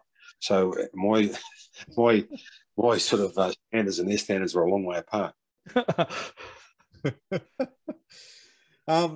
Post rugby league. So what do you do with yourself now? I've retired, Rob. I've retired. I've been retired for about a year, and had I known I was just going to be this good, I would have done it a long time ago. Oh wow! Yeah. Something to look forward to. Yeah, yeah. Your son Luke is a filmmaker, and he's made a documentary about you called Sharko. How was it making that with him? Well, he hasn't made it yet, Rob. He's sort of the pandemic sort of got every, like he hasn't been. He needs to get to New Zealand. Sort of hiatus. Yeah, so it's in sort of in the it hasn't really started. I think he did a he's done a trailer. He done a trailer which was really good. I looked at it. Wow, I wouldn't mind watching that myself. But so it's been put on the black box. I'm interested to see how it comes about and all that sort of stuff. But I have great difficulty in believing that anyone would want to watch it. Oh, mate, trust me. There's a lot of people. Would watch it. Yeah. But anyway, so he's and he's really good at it, and I'm pretty sure he's busting to get it started, and we'll see what happens. But it's I feel very flattered that like you guys call me and want me to talk on this podcast. So I in fact talk about that. I've got a podcast to do with later in the week with Andy Raymond. So cool. That'll be awesome. Yeah. But I'm a very fortunate bloke to have played with so many good footballers, because, as you know, if you don't play with good people, you're not getting any quality ball, or you can't play all by yourself. But what I got is your definition of a good player. Oh, wow! Got to put us on the spot now, mate. For me, it's it's I'm just looking at you, Rob. Is there something written on the top of the ceiling? Well, yeah. For me, I haven't played. I didn't play a lot of league. Yeah. So Mark, you're probably better to answer this one first, and then I'll chip in with whatever. For me, it's work ethic. Being that guy that everyone wanted to play with. Making sure that you got other guys' backs, because and just training hard. I know it's cliches, but giving you 100% every time you go out on the field. Playing for your mates, doing those little 1%ers. Having trust in the guys either side of you. That kind of stuff. That's it for me. What about you, Rob? I guess. Yeah. I guess like a team first attitude. Being like a team player, putting in like you said, 110% at training, leading the way at training, being a good example for younger players as well.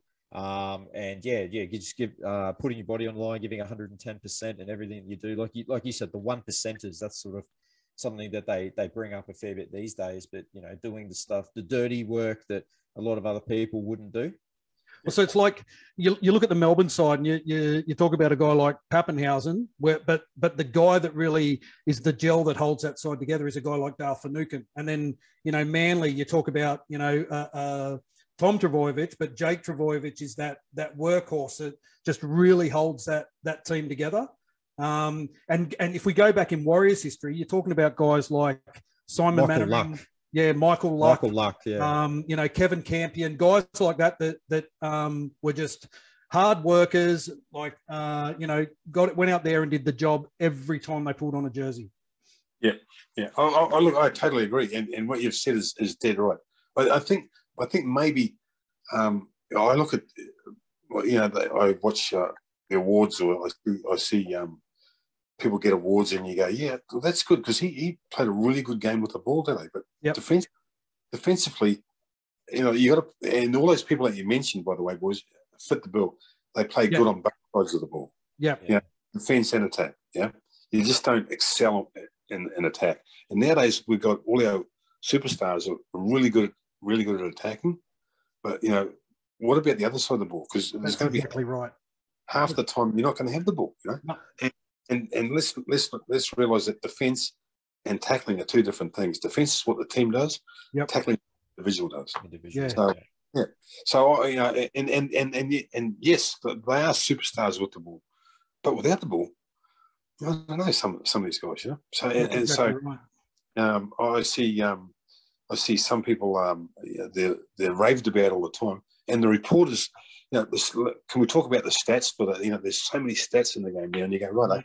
So there was very few stats in the game except tackle counts in my day, and the stats I believe are there because the reporters want to justify why they've given so and so the man of the match. Yep. And they'll say he's carried the ball 25 times today, he's played the ball 25 times, and he's run 300 metres. And I sit there and think, if he had played the ball 20 times today and passed the ball 5 times, his side would have won. And they would have won away. But now he's getting man of the match on the losing side, and they got beat comfortably. Yep. And because he ran 300 metres. I go, wow. So he ran 300 metres and he played 20 minutes the first half and 20 minutes the second half. So no one else must have done any work when he was on the field. Because I think his mum must be doing the stats, I reckon. So, you know, I think I know footy, and I look at it and just go, bullshit, he ran. Unless they're counting him running off the field at half time and back to the change room as part of, that might be 100 metres of it. I was just thinking, no, that's impossible, you know. So I think the stats are there for the reporters who know nothing about the game, who can hang their hat on someone and say, yeah, but he ran 300 metres, and you go, yep. But if he'd have passed the ball a couple of times, his side would have won. And you know, and they Not say only that, you know, you've got a guy like, say for Penrith, you've got a guy like Brian Toto who they'll rave about because he scores 2 tries and runs 300 metres. But as you said, on the other side of the ball, you've got a guy like Isaiah Yeo who's done 50 tackles. Yeah, you know? Yeah, absolutely. And smart with the ball. And you know, and had a couple of runs and whatever, Yeah, and like sometimes you watch Cameron Smith, who's a marvellous football player, and he might run, I don't know, he'd be lucky to run with the ball in hand, I don't know, 50 metres in the game. Yep. But he's dominated the game. Yep. You know, so you know, like those stats obviously don't apply to them. It's because the people that are relying on the stat, they don't understand the game of football. Yep. Exactly. Yeah. Okay. I'm glad we passed. I'm glad we passed his. Yeah, I was sweating there. I was like, oh, he's turned the tables on us. I was so nervous. I thought I was going to fail. Yeah, I was like, oh no, I don't know if I'm going to get this right. No, you went good, and it was funny that you should say that because I went to a what was it called? Anyway, my youngest daughter's in university, and she's about to leave their college. And she's still got a year to go, but it's called something, I can't think of it. Anyway, and they had this really good speaker up there, and this lady got up and she was a speaker. She was an editor for some of the big papers in Brisbane, and she was talked about leadership and what it was and blah, blah, blah. And, you know, having been a coach and looking for people with leadership, you know, I put it down to the people that care. And the people that care, they ask the question. So the great leaders are the people that care the most. It's pretty simple for me. Absolutely. And yeah, so it was. Are you there, boy? Oh, yeah. Yeah, so, I got you back. Yeah. Yeah, I was sort of saying, well, I agree with everything she said, but she missed the big point that your leaders are the people that care the most, and the people that care the most, they do the most around the field, around the park, and they'll ask the questions, and they'll go and sit next to the bloke that's had the bad game, and they'll care for him, and they'll care for the club, and they'll make sure the standards are there, and they'll care at training, and they'll turn up at the right time, and they'll do the right thing, because you know why? Because they care. So your best leaders are the most people that care the most. Yep, absolutely.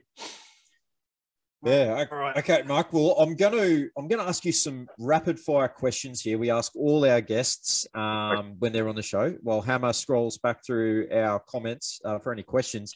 Hammer, just before we do that, Mike Harrison had a heap of questions before, and they seem to have disappeared. So he wants to re-add those. But okay. So Mark, first question: who was your toughest teammate?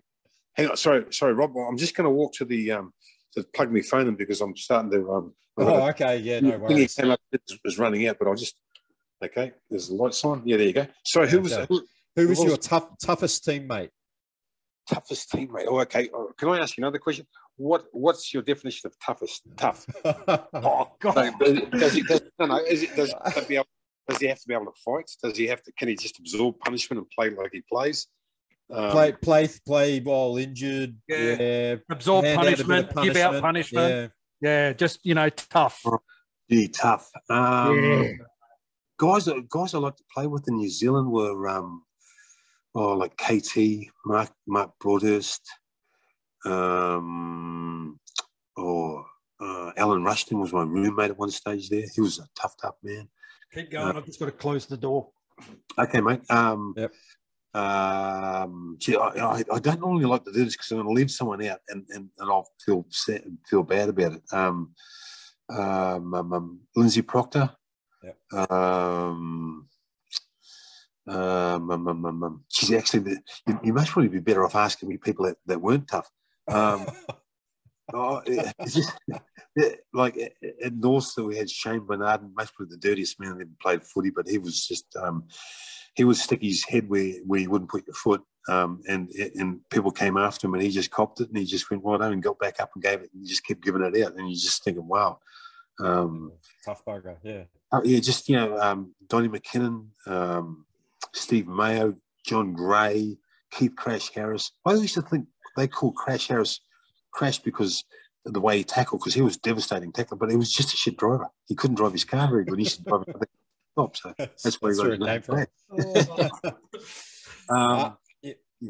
There was I was very fortunate. I played with many tough, hard men, and like Buff Popata, we used to call from Otahuhu. Buff, we used to call Buff, has got his nickname because when he hit people, that's the sound they made when they hit the ground. Like, That's great. Actual nicknames actually have sound effects. Yes. Who was the best sledger that you played with or against? Oh, gee, I didn't really know if we because everyone like I don't know if it was done in my day. I've got to say, it's more of a modern thing, is it? Yeah, well, yeah, I think so. Yeah, well, I mean, if someone had sledged a mate of mine on the park, it would have been, you'd have just been doing your best to get him. Everyone would have been a fight to get him. So, I can remember getting sledged by Mark Bugden from Canterbury. Canterbury, yeah, that's right, yeah, the hooker, yeah. And I just given someone, maybe Terry Lamb, I just broke his nose for him in a tackle, and he's gone, yeah, good on you, Graham. Get the little blokes, and I was marking up. And he ran from dummy half, and I broke his nose too. And I said, "Yeah." And remember, you're a little bloke, so that's good. That's as good as I went in sledging. And look, if someone had been in my day sledged somebody, it would have been, it would have been everybody trying to get hold of them. Yeah, I can imagine. What about the biggest pest? Biggest pest. The guy that was just so annoying. Like a teammate that would always play practical jokes, or it's usually the hookers. We found that it's always the hookers that tend to get brought up here. I'm thinking most probably Gary Freeman might have been sort of up there. Oh yeah, I could believe that. Yeah, he was a pest. Yeah, and he was a pest. Yeah, without doubt, he was a pest. Just trying to think of anyone else. See, on my tours when we toured. Like pests weren't. So if someone's been a pest, would sort it out. So I had my own crew on tour. So I'd have the enforcers, who were my boys, and I'd have a drink with them, right? And I'd shout the beers. And every morning we'd have a team gathering, a team meeting, and I'd say, well, listen. And that evening I'd say to the boys, well, I'm thinking about doing this. What do you reckon? They'd go, yeah, it's good. And I said, well, right, spread yourselves out in the room. And when I suggest tomorrow, we're going to have a vote on it because it's democratic, obviously, and make sure all the hands go up so it's carried properly. So, and that's how we used to run tours. And look back on it's mostly not the right thing to do, but we had some success on tours, and everyone did the right thing, and we never had anyone sent home for any bad behaviour. So we did pretty good. What about your toughest opponent? Oh, geez, they're all tough, eh? Like the only guys. If I ever thought I was playing a bloke that wasn't tough, he was the guy that generally knocked me out when I wasn't looking. Yeah. So, like, and the minute I didn't regard someone as tough and dropped my guard, I'd wake up in hospital. So they're all very tough. Although I've got to say, I tell you, it was hard to handle. Big Crusher Cleo, he was hard work. He was hard to handle. I'm just trying to think. I'll tell you who used to give me a bloody hard time all the time. John Tobin. At the Roosters. Yeah. And I think every time he tackled me, he'd cork my legs. I was just it was just like, again, get a cork. It was just like, and the guy that played prop for the Dogs,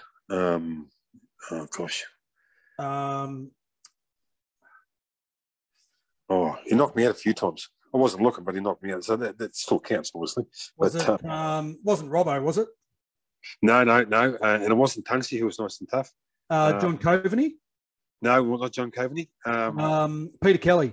Peter Kelly, that's him. Yeah. I remember one day we were playing at North Sydney Oval, and I thought, right, I want to get in first here. So I've gone in and I've whacked him really good and proper. And I'm just my arm just collapsed. And I thought, I'm lying on the ground, he's falling on top of me. I'm going, you broke my fucking arm. And he's gone, well, you shouldn't hit me in the head. I'm going, yeah. But it didn't break my arm anyway. I just felt like it had, but it sort of came good also. Anyway, but yeah, he always that was sort of, he had those blokes that a nemesis, I suppose, and those are blokes that and again, you don't like to leave anyone out because there's so many. Everyone was tough and hard. Like if a reserve grader came up to play against you, that was probably the hardest bloke on the park because he was just going to bust everything he had to make sure he was there next week. So it was just how it was. It was just we'd go out after a game of footy, and nowadays they go out and they get attacked by the people out having a drink or whatever, and they get a hard time. No one would have dared do that in my day because they would have got put in hospital because we weren't about copping fools. And the police had come along and the bouncers would go, no, that idiot had a go at him. And the cop would go, fair enough. And that'll be that, And it didn't get reported on. It was a different era. It was different. Who was the most professional in regards to game preparation? Oh, jeez. That's a tough one, lads. That's tough. I'm just trying to think. I can't recall anyone that sort of stands out, to tell you the truth. That's fair enough. With our game preparation, I can remember Ron Woolley as the coach, and we'd have he'd call us in for an 11 o'clock meeting on the game day, and we'd all turn up at the Leagues Club. If we had a home game, he'd have coffee and toast with honey on it, and he'd pull out his clipboard and he'd look at it, and he'd look up to us all and he'd look around the room and just go, right, boys, first scrum, let's get into them. It's on. She's on. Was there a cigarette with that coffee and toast, mate? Oh yeah, of course. And it was just it was a different thing, like in the pre-season at Norths. I used to spend a lot of time at Bernie Halls, who was a great boxing coach in Sydney, and I used to spend 3 or 4 nights a week in there boxing and training to box and learning to box, and I always thought I could handle myself pretty good before I got there. They had lots of fights in Otahuhu and lots of fights in Norths and Brisbane, and when I first went there, I thought he's going to say to me, mate, get rid of that rugby league. You're a boxer. You can go on with it there. And he used to walk past me, shaking his head, going, mate, you're rubbish. Absolutely. It was quite deflating, actually. Who was the best trainer? Oh, gee.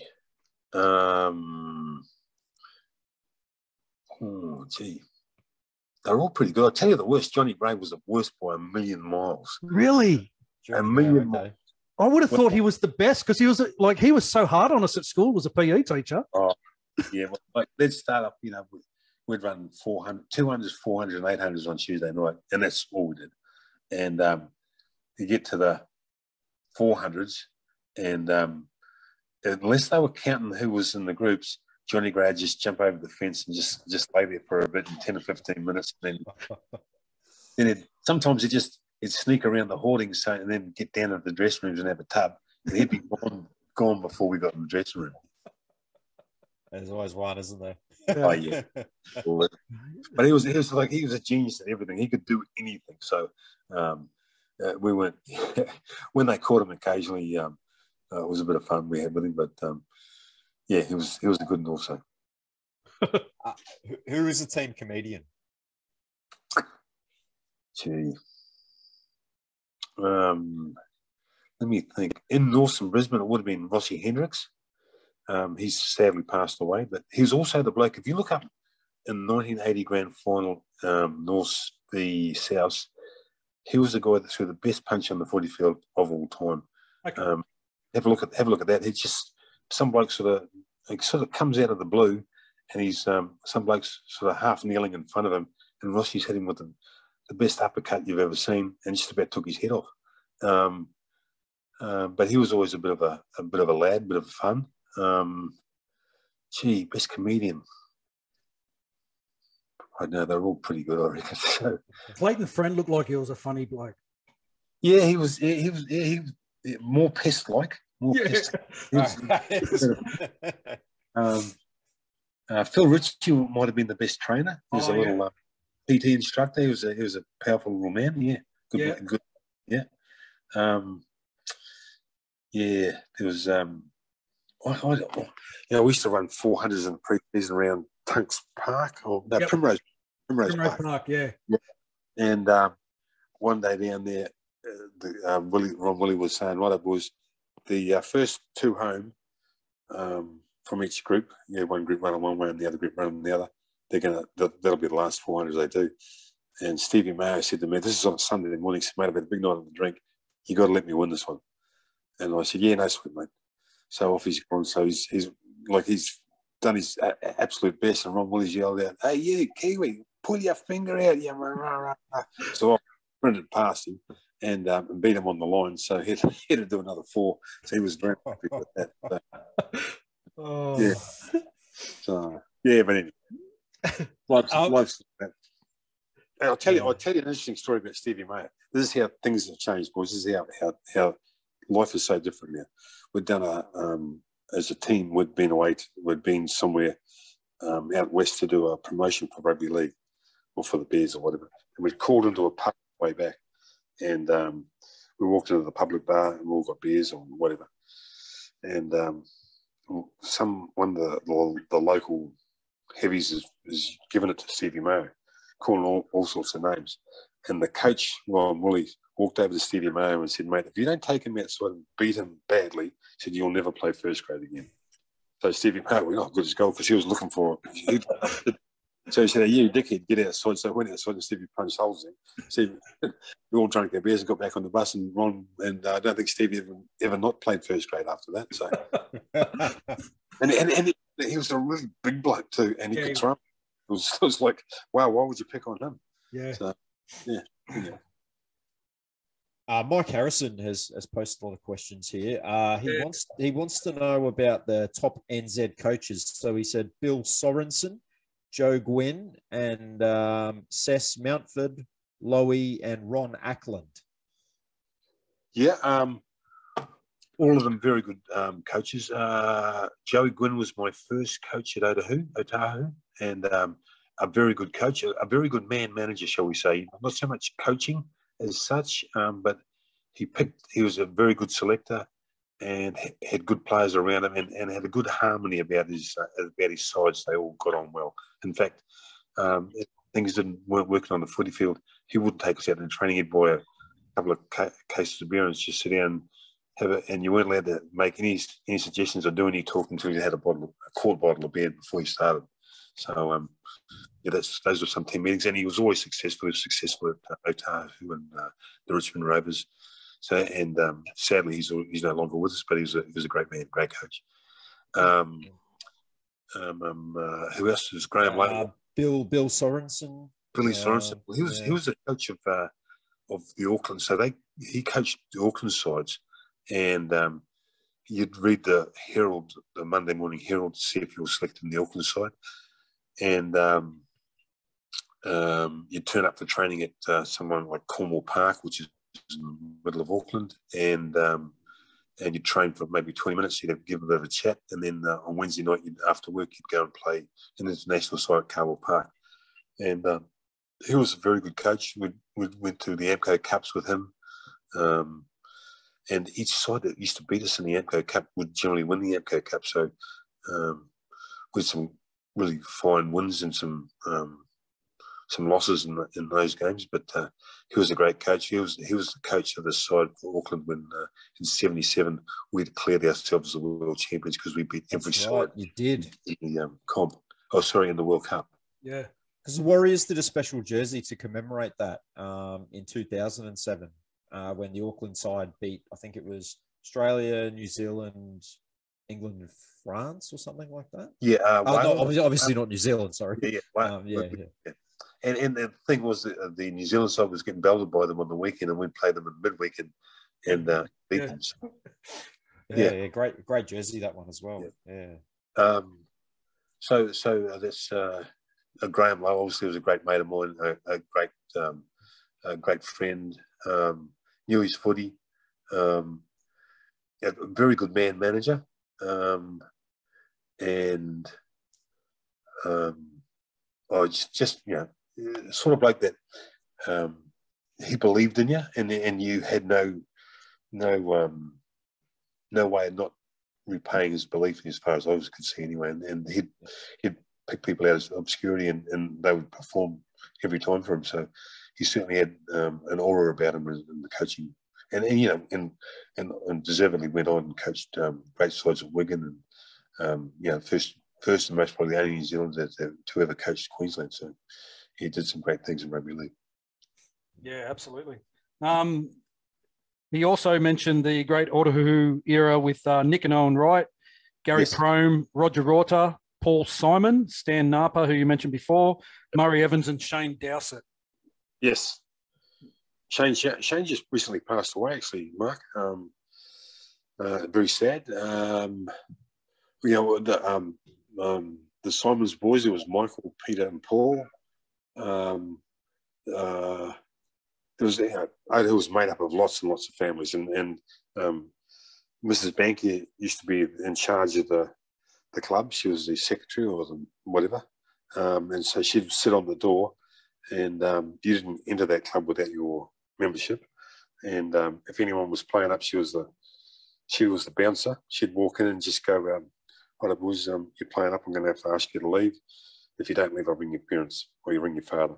And that was the last thing you wanted to do, because sometimes someone was silly, or one time someone was silly enough to ring my old man. The old man walked in, just punched the hell out of the kid and dragged him out by the head. But everyone went, "Geez, that's never going to happen to me." So so she just ruled with an iron fist. We had the Yateses. The Yateses, Simon Victor and John, Big John. He was like a legend in Otahuhu. He was like the strongest, toughest man that God ever put breath in. And Simon and Victor had started a stink at the social club within the clubhouse, and no one could get them apart. And there was plenty of tough guys there, but they couldn't pull them apart. They just ring John. John would come down in his pajamas, 8 o'clock at night, and just walk in looking really embarrassed, and they'd see him coming and just shit themselves, and they'd just walk over and knock them both out and drag them out by the hair. That was that. And then come back and apologise, and I'm like, "Oh, that's all right, John, no worries, mate." Roger Rorter's daughter goes all right too. She's Crystal. That's good. Yeah, plays good footy. Roger was a fine player. What's that? Roger was a very fine player. Yeah, mate. Another question from the thing: what modern day player would you have loved to play alongside? Gee, that's a good question. That's from Nicole Doyle. Okay. Gee, it's a tough question, Nicole. I'm not really that sure, I've got to say. I think I don't even know if I like the way they play nowadays. You know, they play on right side, left side, or whatever, you know. What position do you play, son? I play left side. Oh, well, what about you play right side? Oh, no, I don't do that. We used to play we used to play all over the park. We used to play in the middle of the park, on the edges, out wide. It just depended how beaten up I was at the stage where I was standing on the footy field. You know? Absolutely. It was, and to think nowadays they go, you play 20 minutes, you come off for 20 minutes, and you go back on for 20 minutes, and then they say you played a game. So, well, hang on. Oh, you played 300 half games. Oh, wow. That's good, mate. You're well done. Yeah, or some of those guys that get on for 10 minutes at the end of a game and, constitutes a game.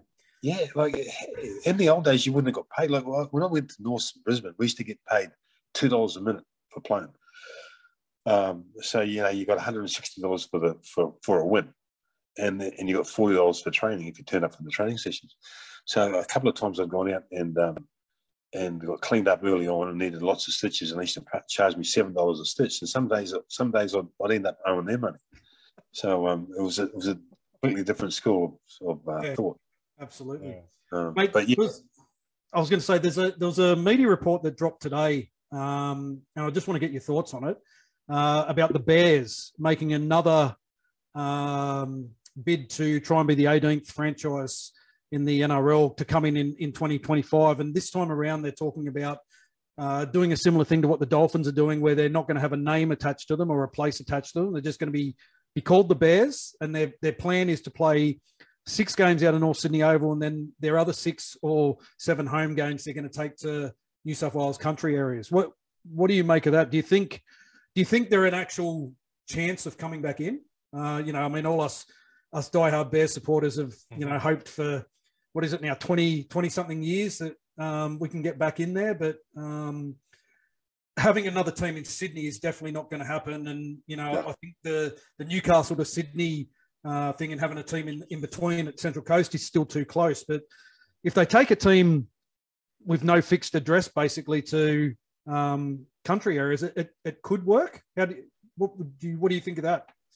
Look, obviously, I've been an old Bears player and captain. You're keen to see them back in, but I can understand that, not having another Sydney side, but maybe having a second division and fighting your way back up might be the answer. I don't know, but I'd certainly support. I see something on I think it's the Den where they're going to have a march, and I'd certainly like to be a part of that. And if that can certainly influence somebody, be no problems at all. And there's lots and lots of supporters for the Bears. Just to hope this time round our administration might be a little bit better. Yep. Yeah. Okay. Just a couple more questions. People are asking, who was the biggest influence on your career? I'd say Graham Lowe. Graham Lowe by a million miles. He was. He certainly believed in me, and I believed in him. And it's funny, the things that you think you can't do, you generally can't. And the things you think you can do, you generally can. So belief is a huge term, obviously. Yep. And it's got a lot to do with people's success, and he's been a great ally of mine and a great friend. And I would have to, when I was inducted into the NRL Hall of Fame, he was the first person I rang to thank him for his support and belief. And had it not been for our association, I'm pretty sure I would never have been awarded so many good things. And aside from toast with honey, a coffee, and a cigarette, did you have any pre-game rituals or game day routines that you used to stick to? Yeah, I did. Although I was a smoker, I only had 5 cigarettes a day. Yeah. So I'd limit them. Pre-game, the Saturday before the game, because we always used to play on Sunday afternoon. I used to watch the AFL on TV, and then at the start of sort of the game, about the time we were about to start our game, we would start our game the next day. I would pack my bag for footy, make sure everything was there. And then the pre-game meal was always pancakes with lemon juice and sugar and a bit of ice cream. And did you cook them yourself or Jackie cook them? No. My wife would cook them. Yeah. So it's just, and I always had the same sort of. I always wore the same pair of swimmers. So we always used to always wore sluggos in those days. Sometimes we only just trained our sluggos in a t-shirt because that's how it was. But my family look through the scrapbooks now and go, what are you doing there? And that's how we used to train. You're what? Are you stupid? And then everyone would have a laugh about it. But, if you didn't turn up, if you turned up in shorts, you would, people would laugh at you. Yeah. I'm just going to walk over here. I've got to get the dog out, mate. He's been. All right, mate. We're going to let you go. We just want to thank you very much for coming on and chatting with us so candidly. It's been a personal highlight for me. Thanks, Mike. As I said before, bro, you were the reason that I played rugby league. You inspired a generation. We love being able to connect with ex-players and enable them to share their stories here on Roo Hammer. And I just want to thank you for coming on and chatting with us tonight, mate. My pleasure, and thank you very much for the opportunity. And it was lovely to talk to you guys. And some of the questions were bloody good. And, that one that lady just asked, and I haven't got an answer for. I will think on that. Okay. I tell you, I like the way Warrior Hargraves plays. I like his aggression. Yeah. I think I would have really liked to play with him. And he's got a bit of skill too. So yeah, he does. He's a very, very good player. Highly underrated, I think. I'm glad you picked the Kiwi. Yes, obviously.